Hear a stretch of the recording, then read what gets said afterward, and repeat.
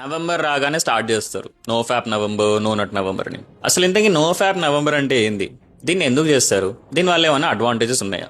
Firstly, no ఫ్యాప్ November అంటే నీకున్న urges అన్ని నువ్వు మడిచి జేబులో పెట్టుకుని ఒక 30 రోజుల పాటు మాస్టర్బేషన్ చేయకుండా ఉండడం. అండ్ సెకండ్లీ, దీన్ని ఎందుకు చేస్తారు?